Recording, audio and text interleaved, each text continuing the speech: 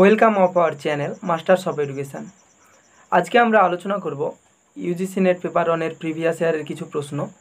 যদি ভিডিওটি তোমরা সম্পূর্ণ দেখো তাহলে ভিডিওর কোয়েশ্চেনের সঙ্গে সঙ্গে তোমরা অনেক কিছু কনসেপ্ট বা প্রশ্ন সম্বন্ধিত কনসেপ্টগুলি অনেক কিছুই বুঝতে পারবে। তো বেশি কথা না বাড়িয়ে ডাইরেক্ট প্রশ্নে চলে যাই, সরাসরি প্রশ্নে। প্রথম প্রশ্ন, WWW স্ট্যান্ড ফর, এই ডব্লিউ এর ফুল ফর্ম বা স্ট্যান্ড ফর তোমরা সবাই জানো। এর সঠিক অ্যান্সার কি? ওয়ার্ল্ড ওয়াইড ওয়েব, যেটি অপশান সি আছে, যদি ওখানে মিস্টেক আছে। তো ওয়ার্ল্ড ওয়াইড ওয়েব এর ফুল ফর্ম। তো এই ওয়ার্ল্ড ওয়াইড ওয়েব এটি কত সালে এবং কে আবিষ্কার করেছে সেটি যদি জেনে নাও তাহলে এখান থেকে পরবর্তীকালে যদি কোনো প্রশ্ন আসে সেটি সহজেই পেরে যাবে। তো ওয়ার্ল্ড ওয়াইড ওয়েব এটি প্রথম কয়েন করেছিল বা প্রতিষ্ঠিত করেছিল টিম বার্নার্স-লি প্রতিষ্ঠা করেছিল। আর এটি প্রতিষ্ঠা করেছিল বা এটির ধারণা দিয়েছিল 1989 সালে। কত সালে? 1989 সালে টিম বার্নার্স-লি WWW বা ওয়ার্ল্ড ওয়াইড ওয়েবের প্রোফাউন্ডার ছিল বা আবিষ্কার করেছিল। নেক্সট প্রশ্ন যদি দেখবে এখানে দেওয়া আছে, a hard disk is divide into tracks which is further subdivided into, অর্থাৎ একটা হার্ড ডিস্ক বা বিভিন্ন পথে বা ট্র্যাকসে ডিভাইড হয়ে থাকে, ভাগ হয়ে থাকে, এবং এর যে সাবডিভাইসগুলি থাকে এই সাবডিভাইসকে কি বলে সেটি আমাদের প্রশ্ন। Option A clusters, option B sectors, option C vectors, option D head. তো এর সঠিক অ্যান্সারটি হবে সেক্টর। অর্থাৎ হার্ড ডিস্ক যখন বিভিন্ন ভাগে বা আবার ফার্দার ডিভিশনে ভাগ থাকবে তখন তাকে আমরা বলবো কি সেক্টর। আর এমনিও তো হার্ড ডিস্কের ডাইরেক্ট অনেক রকমের ভাগ আছে, সেগুলি তোমরা জানো।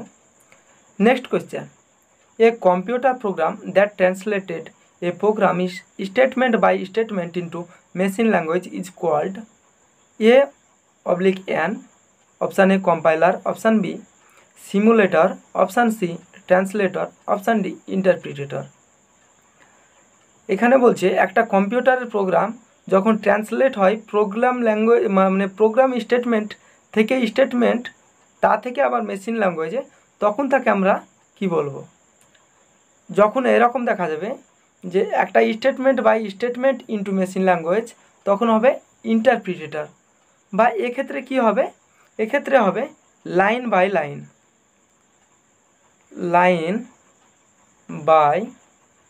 লাইন। অর্থাৎ যখন লাইন বাই লাইন ট্রান্সলেট হবে তখন তাকে বলবো ইন্টারপ্রিটেটর। এক্ষেত্রে বলে রাখি যে কম্পিউটারের যে ল্যাঙ্গুয়েজ প্রসেসর আছে সেক্ষেত্রে তিনটি ধারণা আছে। একটা হচ্ছে কম্পাইলার, ইন্টারপ্রিটেটর, আর একটি হলো কি অ্যাসেম্বলার। তো এই কম্পাইলার কি করে? হাই লেভেল ল্যাঙ্গুয়েজ যেগুলি থাকে, এই হাই লেভেল ল্যাঙ্গুয়েজ HLL সংক্ষেপে যেটি লেখা হয়, হাই লেভেল ল্যাঙ্গুয়েজ থেকে কি মেশিন ল্যাঙ্গুয়েজে ট্রান্সফার করে।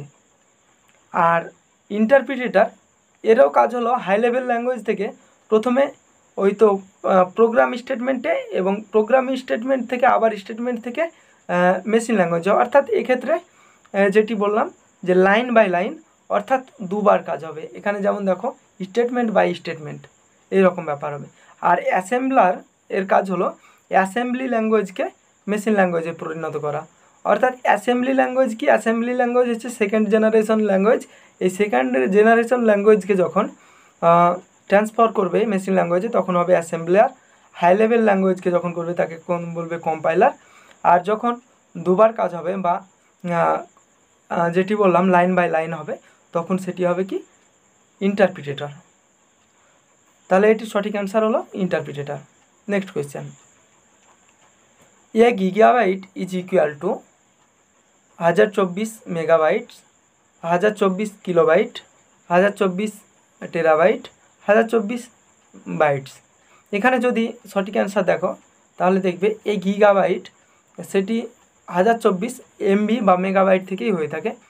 এটি অনেকে জানো, এটির যদি পুরো লিস্টটা তোমরা দেখে রাখো তাহলে সুবিধা হবে। দেখো লিস্টটি এখানে আমি দিয়ে রেখেছি। এখানে দেখো 1 বিট, বিট মানে হচ্ছে binary digit.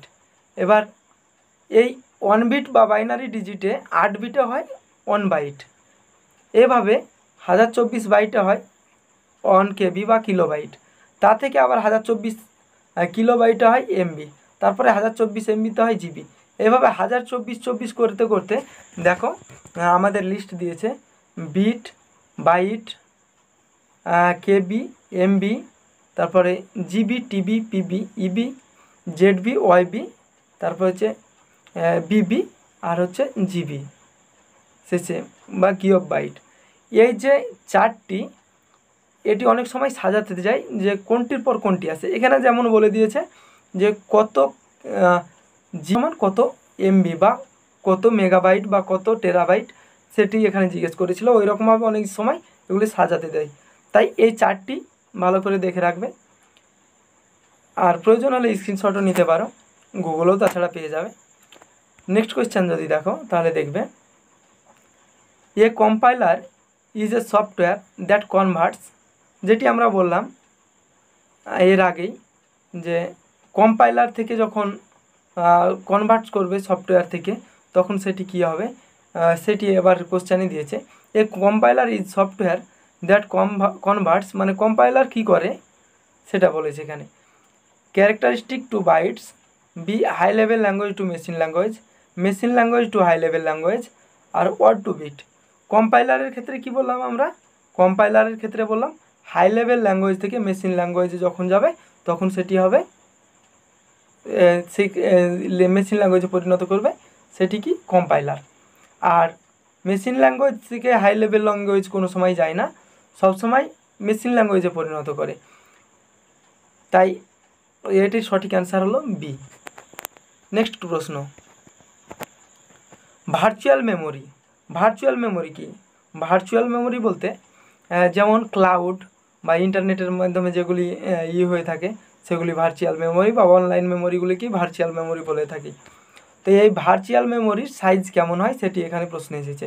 Option A an extremely large main memory, an extremely large secondary memory, an illusion of extremely large main memory, আর option 4 a type of memory used in supercomputer. এক্ষেত্রে বলে রাখি যখনই virtual memory এরকম option থাকবে, virtual memory option থাকবে, তখন কি এগুলি কোনো সময় কি মেন মেমোরি হবে না, কারণ হচ্ছে এগুলো ভার্চুয়ালি হয়ে থাকবে, অর্থাৎ ক্লাউডে থাকবে, এরকম ব্যবহার বোঝাচ্ছে। তখন তাহলে কি হবে, প্রথমেই এটা বুঝতে পারবে যে এটা সেকেন্ডারি মেমোরি। এবার সেটি লার্জ হবে কি ছোট হবে সেটা ডিপেন্ড করবে কিসের ওপর, মেমোরির ওপর বা ক্লাউডের ওপর। তো এখানে সেকেন্ডারি অপশান আর কোনোটিতে নেই, দেখে নাও। তো তাহলে সঠিক অ্যান্সার এখান থেকে বুঝতে পারছি যে এটা হবে অপশান বি। তাহলে কি an extremely large secondary memory. তাহলে ভার্চুয়াল মেমোরি কি জানলাম, ভার্চুয়াল মেমোরি হলো একটি বড় মানে অতিরিক্ত বড় বা বৃহৎ সেকেন্ডারি মেমোরি। যেমন এই ইউটিউব ভিডিওগুলো যাচ্ছে, এই এরিয়াটাও একটা ভার্চুয়াল মেমোরির অন্তর্গত। Next,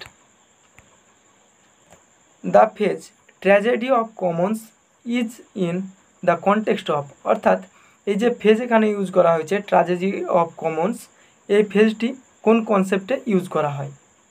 option A tragic event relevant to damage causes by the release of poisonous gases, tragic condition of poor people, degradation of renewable free access resource, climate change.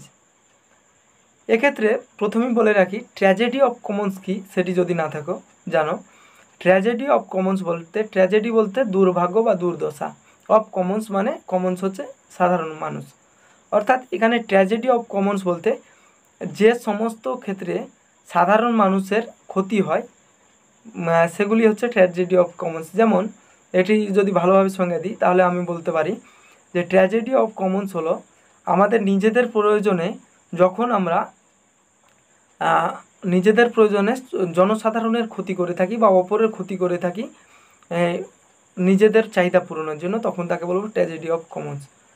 যেমন এটির সঠিক অ্যান্সার হলো option C, degradation of renewable free access resources. অর্থাৎ যে free Asus রিসোর্সেসগুলি আছে সেগুলি আমরা নিজেদের পরিমাণে নিজেদের প্রয়োজনে যদি বেশি করে আমরা ইউজ করে ফেলি বা ব্যবহার করে ফেলি, তখন কি কমন্স বা পিপুলের জনগণের জন্য একটা ক্ষতি বা দুর্দশা দেখা যাবে। তাই তাকে ট্র্যাজেডি অফ কমন্স বলা হয়েছে। আর এটি মূলত এই কারণেই ব্যবহার করা হয়ে থাকে পিপুল এনভায়রনমেন্টে। তো এই ট্র্যাজেডি অফ কমন্সের যদি উদাহরণ দেখবো, কিছুদিন আগে দেখবে কয়লা চুরি হলো। এই কয়লাকাণ্ডে কেউ গ্রেপ্তারও হলো। এই যে কয়লাকাণ্ডে আমরা কিছুদিন টিভিতে দেখলাম যে চুপ হয়ে গেলাম, কি কারণে? সেগুলো আমাদের নিজস্ব প্রপার্টি যাচ্ছে না এরকমভাবে, কিন্তু এটি পরোক্ষভাবে আমাদেরই প্রপার্টি, জনগণের, অর্থাৎ কমন্সের। এগুলো হচ্ছে ট্র্যাজেডি অফ কমন্স। তারা নিজেদের ব্যবহারের জন্য বা নিজেদের প্রফিটের জন্য বেশি পরিমাণে ব্যবহার করে ফেলেছিল বা বিক্রি করে দিয়েছে।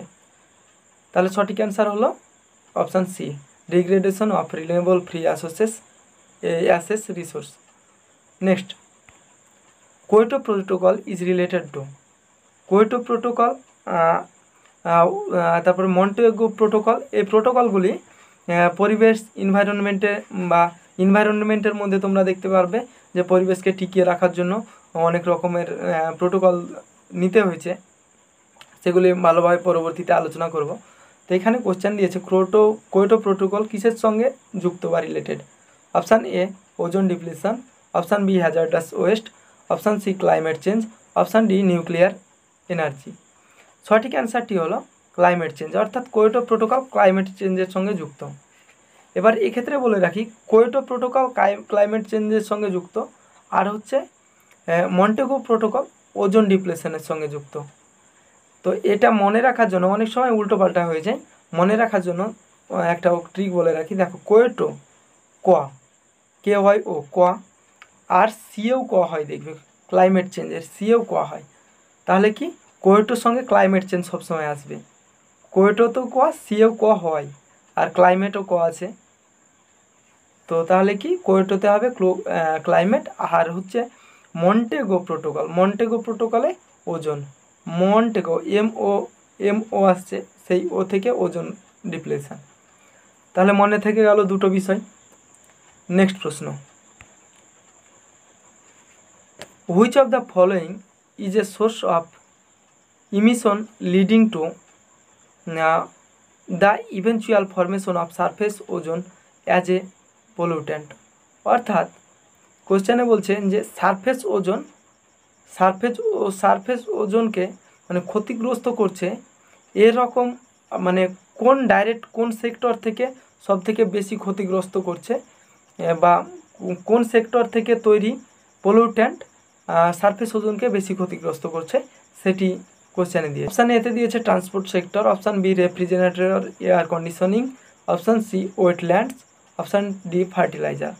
তো এক্ষেত্রে বলে রাখি, ট্রান্সপোর্ট সেক্টরে সব থেকে বেশি পলিউশন হয়, যে পলিউশনটি কি সারফেস ওজোনকে ডাইরেক্ট ক্ষতিগ্রস্ত করে।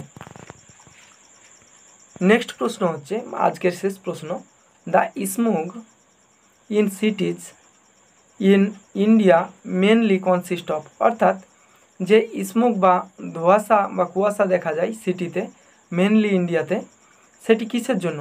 Option A oxide of sulphur, oxide of nitrogen and burnt hydrochlorocarbon, আর option C carbon monoxide and SPM এর ফুল ফর্ম যদি বলি সাসপেন্ডেড পার্টিকুলার ম্যাটার। সাপন্ডেড আছে, একটু চেক করে নেবে। আর অপশান ডি হচ্ছে oxide of sulphur and ozone. তো এর সঠিক অ্যান্সারটি হলো oxide of sulphur and ozone. অর্থাৎ এই অক্সাইড অফ সালফার এবং ওজোনের জন্য সবথেকে বেশি স্মোক হয়ে থাকে আমাদের ইন্ডিয়াতে। তো আজকের ভিডিও এই পর্যন্তই। আশা করি কোশ্চেন 10টি ভালোভাবে বোঝাতে পেরেছি আর বুঝতেও পেরেছ। ধন্যবাদ। পরবর্তী ভিডিও আসা পর্যন্ত ভালো থেকো, সুস্থ থেকো।